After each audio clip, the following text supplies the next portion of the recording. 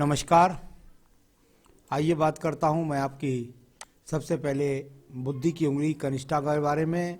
कनिष्ठा उंगली यहाँ पर अगर देखता हूं तो कोई सा भी पर्व इसका दूषित नहीं है। सिर्फ इसकी लंबाई अपने आप में ज़्यादा गहराई में चली जाए तो व्यक्ति योजनाओं में जल्दबाजी जरूर करता है। उसमें थोड़ा सा धैर्य से काम कर लीजिएगा, उसका लाभ उठा लीजिएगा। यहाँ पर कनिष्ठा उंगली आपकी सूर्य की उंगली तक पहुँच गई। बुद्धिमान है, सही निर्णय भी ले लेंगे, अपने जीवन के अंदर उन्नतियों को भी प्राप्त कर लेंगे। तो इस उंगली का वाले व्यक्ति अधिकतर जुझारूपन व्यक्ति होते हैं और अपने काम के प्रति एकाग्रता उनकी ज़्यादा अच्छी होती है। तो चलिए दूसरी उंगली की बात करता हूँ। ये सूर्य की उंगली यश मान सम्मान, दूर देश की यात्राओं और साथ ही साथ आपके जीवन के अंदर अगर बात करता हूँ तो राज्य सरकार से लाभ, इस तरह के स्रोतों के लिए देखी जाती है। यहाँ पर यदि मैं इसको देखता हूँ तो ये उंगली यहाँ पर इस प्रकार का कोई संकेत अभी नहीं दे रही है। इसमें किसी भी प्रकार की ऊर्जात्मक रेखाएं नहीं खड़ी है। यानी कि ये तो ज़रूर है कि परिवार का सपोर्ट मिलता रहेगा आपको, और साथ ही साथ यहाँ आपकी उन्नतियों की अगर बात करता हूँ तो वो अभी कभी ज़्यादा नज़र नहीं आती। यहाँ पर बात कर लेता हूँ आपकी शनि की उंगली के बारे में। शनि की उंगली और सूर्य की उंगली के बीच में गैप भी काफ़ी बड़ा है। यानी ये वो है जो निश्चित रूप से आपको परिवार में जब माता पिता को वृद्धावस्था में आपकी अवस्था होगी तो आपको घर से दूर ले जाएगा, या फिर ऐसी स्थिति होगी कि आपके पास इतना समय नहीं होगा जिसके कारण आप माता पिता की सेवा कर सकें। तो ये वो चिन्ह है बीच में जो गैप हो जाते हैं। साथ ही साथ शनि की उंगली की बात करता हूँ तो शनि की उंगली यहाँ पर अपने आप तो थोड़ा टर्न लेकर के अभी इस पर किसी भी प्रकार की ऊर्जात्मक रेखाएं नहीं खड़ी है। यानी कि आपके पास में धन के आगमन के स्रोत मजबूत कुछ भी नहीं। यहाँ पर बात करता हूँ आपकी बृहस्पति की उंगली के बारे में। बृहस्पति की उंगली पर ये कट के निशान यहाँ पर देखता हूँ तो आपके सेकंड पर भी कट के निशान है। यानी कुल मिलाकर सेकंड पर भी कट के निशान है, हल्की हल्की रेखाएं हैं। यानी ये अपने आप में प्रेम संबंधों में खराबी और साथ ही साथ आपके जीवन के अंतर्गत पतिक यानी वैचारिक मतभेद पत्नी के साथ, यानी कि विवाह करें तो थोड़ा सा सोच समझ करके करें। अब बात करते हैं इसके बाद में हम आपके यहाँ बुध पर्व के बारे में। बुध का पर्व धन की स्थितियों को, मजबूत स्थितियों को दिखलाता है। यहाँ पर यदि मैं देखता हूँ तो आपके साथ में भी कोई वर्तमान की स्थिति से मजबूत स्थिति यहाँ धन की नहीं है। सूर्य पर्व से एक रेखा निकल करके बुध पर्व को जा रही है। यानी कि आपकी आवश्यकताओं की जो पूर्ति है वो आपके पिता ही कर रहे हैं या पिता से ही होती है। ये इस तरह के संकेत यहाँ पर नज़र आ रहे हैं। अब मैं बात करता हूँ इसके बाद में आपकी अन्य रेखाओं के बारे में।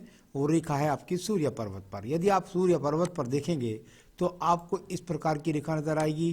कुछ काटती सी रेखा नजर आएंगी, कुछ उधेड़ती सी रेखा नजर आएंगी, कुछ आपस में क्रॉस के चिन्ह बनाएंगी, कुछ यव के चिन्ह बनाएंगी। यानी इतनी ज़्यादा स्ट्रगल है सूर्य पर्व पर, जो ऐसी स्थितियों में व्यक्ति को राज्य सरकार से घर से दूर भी ले जा सकती है, यहाँ विदेश तक भी संपर्क बना सकती है। ऐसे भी संकेत हो जाते हैं, परंतु वहाँ स्थायित्व कितना मिलेगा इसके लिए ये अच्छे शुभ चिन्ह यहाँ पर नहीं है।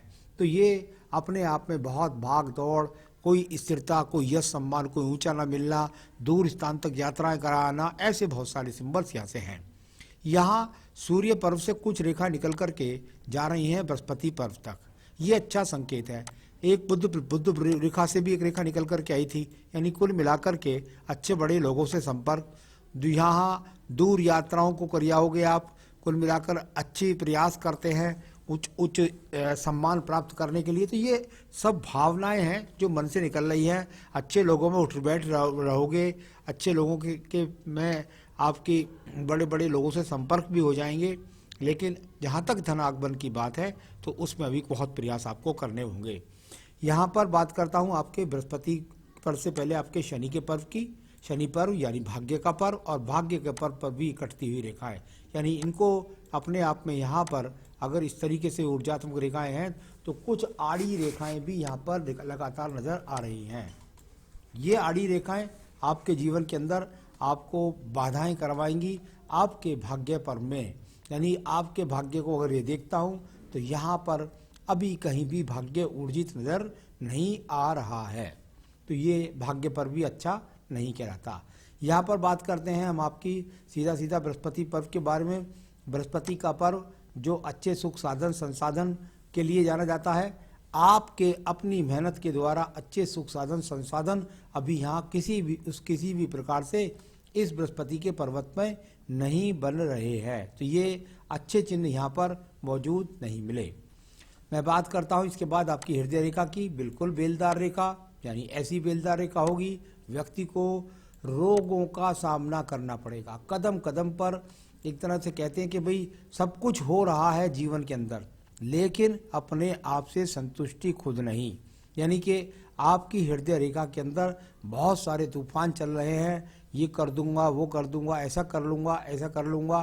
साथ ही साथ जब ऐसी चिन्ह बन जाए तो पत्नी के साथ संबंधों में खराबी और अपने स्वास्थ्य के प्रति आपको विशेष सावधान रहना होगा। तो ये अच्छे चिन्ह नहीं है, तो इनको अच्छी भाषा में इसको प्रयोग नहीं कर सकता। तो यहाँ अपने आप में ये रेखाएं मंगल पर्वत से निकलने वाली रेखाएं जो कर्म रूपी रेखाओं के रूप में जानी जाती है या कर्म रूपी रेखाओं को देखता हूँ तो बिल्कुल निश्चित रूप से जाकर शनि पर्व का संबंध बना रही हैं, दूर प्रांतों के सूर्य पर्व से भी संबंध बना रही हैं, मेहनत का प्रयोग भी कर रहे हैं, लेकिन सफलताओं की जहाँ तक बात है वो कुल मिलाकर ज़्यादा वर्तमान में नहीं आ रहे हैं। तो निम्न मंगल पर्व कुल मिलाकर एक्स के चिन्ह अच्छे संसाधनों में कमी को दिखाने वाली स्थितियाँ आपकी दिखाई देती हैं। यहाँ पर आपकी बेलदार एक और रेखा को देखिएगा, ये आपकी रेखा यहाँ पर भी अगर इनको काटने वाली रेखाएं हैं तो इनके ऊपर कुछ यव जैसी चढ़ने वाली रेखाएं भी हैं। जब ये यव जैसी रेखाएं चढ़ जाएं और इसके बाद भी एक छोटा सा द्वीप पर फिर रेखा चले और दूर स्थान को चली जाए, इसका मतलब क्या होता है? इसका मतलब होता है कि आप अपने शुरू में चल रहे हैं, आपके कदम कदम पर रोड़े अटक रहे हैं, आप बहुत मेहनत करने का प्रयास करते हैं, लेकिन ये रेखा जब पूरी हाथ के पार पहुंच जाए तो ऐसा व्यक्ति विदेश तक जा सकता है। इसमें कोई भी संभावना नहीं है कि ये ना जा सके, जा सकता है, लेकिन जहाँ तक ठहराव की बात है वो यहाँ के अंदर नहीं है। बुद्धि रेखा के अंदर बहुत सारे उतार चढ़ाव दीप सब चीज़ें करना, यहाँ विदेश में जाए या देश में जाए, लेकिन व्यक्ति को स्थिरता के मामले में बहुत प्रॉब्लम यहाँ पर है।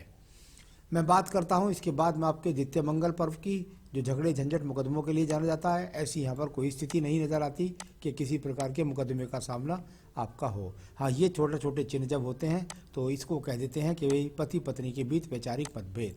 यहाँ पर आपका चंद्र पर्वत है, चंद्र पर्वत के अंदर एक बहुत बड़ा एक्स का चिन्ह है।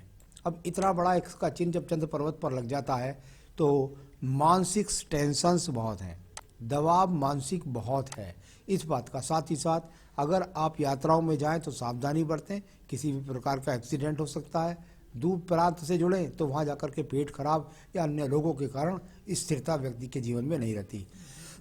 यहाँ आपको ऐसा प्रतीत होगा जैसे मछली का चिन्ह है यहाँ पर ये, परंतु ये मछली का चिन्ह नहीं है, सिर्फ ये एक्स का चिन्ह है और उधर दो है वो एक यव जैसी चिन्ह बना हुआ है।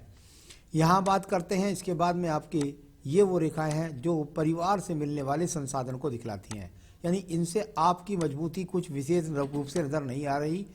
यहाँ से सिर्फ रेखाएं देख रही हैं बुध पर्वत की तरफ, आप अच्छे संसाधन चाहते हैं, इस प्रकार को दिखलाने वाली ये रेखाएं यहाँ पर है।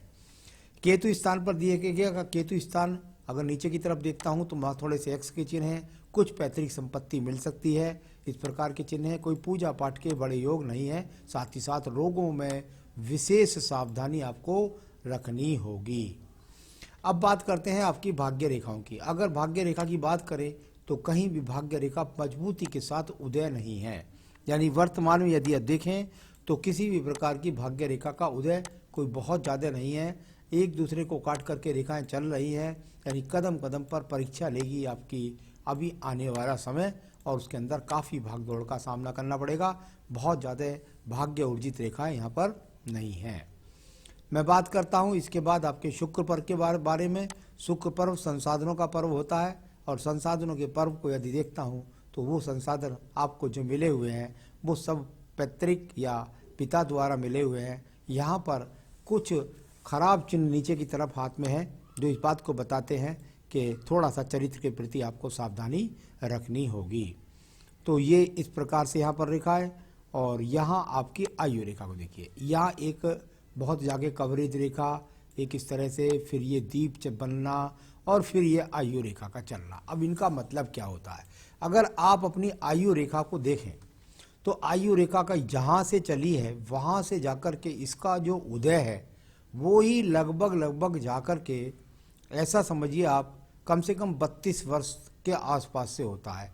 उसके बाद भी एक बड़ा दीप चलता है, यानी ये अपने आप में लगभग कह सकता हूँ 40-42 तक। मैं अभी कोई इतना ज़्यादा आगे नहीं बोलूँगा, लेकिन वर्तमान के बारे में मैं इतना बोल सकता हूँ कि जब आपकी आयु रेखा जन्म स्थान से बिल्कुल ना उदय हो और काफ़ी दूर से जाकर हो, तो ऐसा व्यक्ति अपने माता पिता पर बहुत समय तक निर्धारित रहता है, उनके ऊपर ज़्यादा निर्भर रहता है। तो इस प्रकार की स्थितियाँ होती हैं। आपकी अपनी जीवन का कोई मजबूती से कोई बहुत बड़ा कदम दिखाई नहीं पड़ता। तो ये इस प्रकार से आपका यहाँ पर पर्व है। और जहाँ तक आपकी यहाँ आपकी आयु रेखा का संबंध है, तो आयु रेखा तो लगभग जाकर 73-74 वर्ष तक अभी आपकी बनी है, तो वो आगे भी बन जाती है, उसकी कोई चिंता नहीं है। तो हाथ कुल मिलाकर के अगर देखता हूँ तो बहुत पीड़ित है। डिसीजंस के बारे में, स्वास्थ्य के बारे में, निर्णयात्मक क्षमताओं को सही एक जगह रुकना, एक जगह ठहरना, ये आपके लिए बहुत असंभव है। एक जॉब में ठहरना ये आपके लिए असंभव है, एक ठिये पर बैठना ये आपके लिए असंभव है। तो ये ऐसी स्थितियां बहुत ज़्यादा हाथ के अंदर नज़र आती हैं। तो ये तो हुआ आपका हाथ। और अब बताता हूँ आपके सवाल। आपने कहा फैमिली सपोर्ट के बारे में। फैमिली सपोर्ट का ही ये पूरा हाथ है, वरना आपके हिसाब से अभी कहीं मजबूत स्थितियाँ अभी कोई इकट्ठी नहीं हुई। पेरेंट्स हेल्थ की बात करते हैं, वो आपके हिसाब से मैं बता ही चुका हूँ कि आप उनकी बुढ़ापे में सेवा नहीं कर पाएंगे अपनी किसी भी स्थिति के कारण। साथ ही साथ उनकी सेहत के बारे में उनकी हाशिए या उनकी जन्मपत्री से पता लगेगा। आपने अपने कैरियर के बारे में पूछा है। कैरियर में बहुत उठाफटक है आपके में, अभी आपको काफ़ी स्ट्रगल करना पड़ेगा और अपने कैरियर को सेट करने के लिए बहुत मेहनत करनी पड़ेगी अभी आपको। धन की स्थिति के जहाँ तक सवाल है, बहुत मजबूत धन की स्थितियाँ भी नहीं हैं हाथ के अंदर। इसके लिए काफ़ी मेहनत करने की बहुत ज़्यादा आपको आवश्यकता है।